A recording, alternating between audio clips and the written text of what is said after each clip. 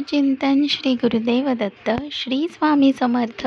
तुम्हा सगळ्यांचं माझ्या चॅनलमध्ये पुन्हा एकदा खूप खूप मनापासून स्वागत आहे। तर आज बऱ्याच दिवसानंतर मी पुन्हा एकदा तुमच्यासोबत एक व्लॉग शेअर करणार आहे। आपल्या सगळ्यांनाच माहिती आहे की आपल्या स्वामींचा प्रकट दिन येत्या सोमवारी 31 मार्चला। तर प्रकट दिनानिमित्त काय काय करावं किंवा मी काय करते, मला माहीत असलेली माहिती किंवा मी काय करते हे सगळंच मी ह्या व्हिडिओमध्ये तुम्हाला सांगणार आहे।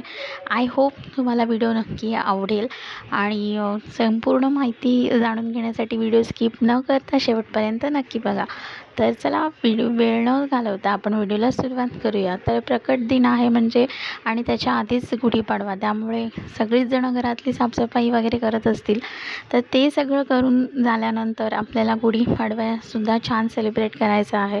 त्याचा व्लॉग देखील चॅनलवर लवकरच येणार आहे। आणि आता स्वामींचा प्रकट दिन कसा साजरा करावा, तर नियमाने प्रातःकाली लवकर उठावं, स्नान वगैरे संपूर्ण आपलं आवरून झाल्यानंतर देवपूजा करून घ्यावी, दरवाजा आपला स्वच्छ क्लीन करावा, त्याच्यानंतर दारात रांगोळी काढावी। अगदी स्वामींचा प्रकट दिन म्हणजे सगळ्या स्वामीं भक्तांसाठी जणू काही दिवाळीच असते। तर अगदी त्याप्रमाणेच आपल्याला हा दिवस साजरा करायचा आहे। आपल्या यथाशक्ती आपल्याला जमेल तसं आपल्या घरात जर स्वामींची मूर्ती असेल तर स्वामींच्या मूर्तीला व्हिडिओत दाखवल्याप्रमाणे स्वच्छ पाण्याने अभिषेक करून घ्यायचा आहे। तुम्ही पंचामृताने करू शकता, दुधादयाने करू शकता, यथाशक्ती तुमच्याकडे जे अवेलेबल आहे त्याने करू शकता। अभिषेक करून झाल्यानंतर स्वच्छ वस्त्राने स्वामींची मूर्ती पुसून घ्यावी आणि त्यानंतर स्वामींना आपल्या सगळ्यांना माहिती आहे हिना अत्तर अतिशय प्रिय आहे। तर स्वामींच्या मूर्तीनं हिना अत्तर अप्लाय करून घ्यावं, ते लावून घ्यावं सगळीकडे आणि मग ते फूल कुठेही निर्माल्यात न टाकता तो दिवसभर स्वामींजवळच ते फूल ठेवावं आणि त्याच्यानंतर आपण आसन तयार करून घ्यावं। ह्या स्वामींची पूजा मांडणी कशी करावी वगैरे ह्या बाबतीतची व्हिडिओ बरेचसे आपल्या चॅनलवर ऑलरेडी आहेत, तुम्ही ती व्हिजिट करून चॅनलला बघू शकता। तरी मी इथे या व्हिडिओमध्ये सांगण्याचा प्रयत्न करते। तर छान पिवळं वस्त्र अंथरून घ्यावं, त्यावर स्वामींची मूर्ती दिवा प्रज्वलित करावा। मोरपंखाचं बॅकड्रॉप हे माझं बरंचसं जुनं आहे, माझे जुने सबस्क्रायबर्स आहेत त्या सगळ्यांना माहितीच असेल। त्यानंतर बाप्पाची मूर्ती असेल तर मूर्ती स्थापन करावी आणि जर मूर्ती स्थापन तुम्हाला करायची नसेल तर सुपारी म्हणून तांदळाच्या राशीवर तुम्ही बाप्पाची मूर्ती बाप्पा म्हणून तिथे स्थापित करू शकता। आणि त्याच्यानंतर बाप्पाला फूल अर्पण करायचं आहे। बाप्पाला लाल रंगाचं फूल आवडतं, इथे माझ्याकडे नव्हतं त्यामुळे मी पिवळ्या रंगाचं फूल अर्पण केलं आहे, जे असेल तुम्ही ते अर्पण करू शकता। आणि त्यानंतर स्वामींचा साजशृंगार करायचा आहे आपल्या यथाशक्ती आपल्याला जमेल तसं। तर रुद्राक्षाची माळ, मोत्यांची माळ आपल्या सगळ्यांना माहिती आहे स्वामींना अतिशय प्रिय आहे, तर ती परिधान केली आहे। माझ्याकडे काही इतर दागिने होते जे मी स्वामींच्या पूजेकरता आणले होते, तर ते सुद्धा परिधान केलेले आहेत। त्यानंतर शेला असेल तर शेला, आता मार्केटमध्ये बरेचसे वस्त्र देखील अवेलेबल आहेत, तुम्ही तुमच्या यथाशक्ती तुम्हाला आवडतील तसे स्वामींकरता घेऊ शकता। त्यानंतर मुकुट माझ्याकडे आहे तेही तुमच्या आवडीनुसार तुम्ही जसं तुम्हाला आवडतं तसं स्वामींना तयार करू शकता। आणि तुम्ही इथे बघू शकता आपले स्वामी किती छान दिसत आहेत।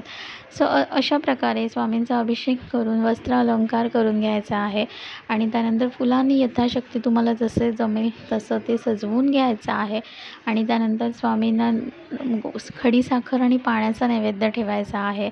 मग त्याच्यानंतर स्वामींना गुलाबाचं फूल अर्पण करायचं आहे। त्याशिवाय स्वामींना मसाले दूध वगैरे अशा गोष्टी आवडतात त्या तुम्ही अर्पण करू शकता, बेसनाचे लाडू वगैरे अर्पण करू शकता। आणि त्यानंतर सकाळी मसाले दूध लाडू, रात्री संपूर्ण नैवेद्य, असा ओव्हरऑल स्वामींचा प्रकट दिन साजरा करायचा आहे। आणि ह्याशिवाय सगळ्यात महत्त्वाचं म्हणजे अखंड नामस्मरण करायचं आहे। श्री स्वामी समर्थ या षडाक्षरी मंत्राचा उच्चार संपूर्ण दिवस करायचा आहे। ह्या 21 दिवसाचं पारायण बऱ्याच स्वामी भक्तांचं सुरू असेल, माझंही सुरू आहे, माझ्या आईचं सुरू आहे, तर तुम्ही ते करू शकता। ते करायला जमलं नसेल तर त्या दिवशी तुम्हाला जमेल तितकी अखंड नामस्मरणाची सेवा करा।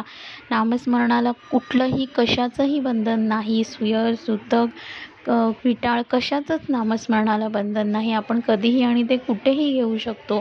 नामस्मरण इतकं मोठी सेवा दुसरी कोणतीच नाही. सो तुम्हाला काहीच जमलं नसेल तर प्रकटतेने नामस्मरणाची सेवा नक्की करा. तारक मंत्राचा जप करा. दिवसभर ऐका. ऑफिसमधून येता जाताना जमल्यास स्वामींच्या मठामध्ये सकाळी किंवा संध्याकाळी नक्की जा. आणि ते शक्य नसेल तर घरात स्वामींची मूर्ती किंवा फोटो असेल तर तिथे बसून 5-10 मिनटं स्वामींसाठी काढून ते नामस्मरण नक्की करा. नक्कीच तुम्हाला फायदा होईल. आणि फायदा होण्यापेक्षा आपल्याला आत्मिक शांती मिळते. ती जी पॉझिटिव्हिटी आपल्याला मिळते ती कमालीची असते. ती शब्दात मांडता येत नाही. तर माझ्याकडे या काही व्हिडिओज होत्या जे मी माहितीसह तुमच्यापर्यंत पोहोचवण्याचा प्रयत्न केला. आणि ती मांडलेली पूजा आपल्याला दुसऱ्या दिवशी उचलून स्वामींना पुन्हा देवघरात ठेवायचं आहे. पण रात्री तिथे काळोख न करता आपण असं दिवे समई स्वामींजवळ ठेवायचे आहेत. तुम्ही बघू शकता. सो असं हे पारायण करायचं आहे. बऱ्याच जणांचं गुरुचरित्राचं पारायण करायचं असेल, कोणी संकल्प केला असेल. सो नक्की आय होप तुम्ही सगळेच मिळून स्वामींचा जो प्रकट दिन आहे सगळे स्वामी भक्त आपल्या यथाशक्ती छान साजरे करतील. तुम्हालासुद्धा स्वामींच्या प्रकट दिनाच्या खूप खूप शुभेच्छा. स्वामी तुमच्या सगळ्या चांगल्या इच्छा पूर्ण करोत हीच स्वामींचरणी प्रार्थना. सो आय होप तुम्हाला व्हिडिओ आवडला असेल. व्हिडिओ आवडल्यास नक्की व्हिडिओला लाईक करा, कमेंट करा, शेअर करा. आणि चॅनलवर नवीन असाल तर नक्कीच चॅनलला सबस्क्राईब देखील करा. सो भेटूया अशाच नवनवीन व्हिडिओसोबत. तोपर्यंत सगळ्यांना श्री स्वामी समर्थ.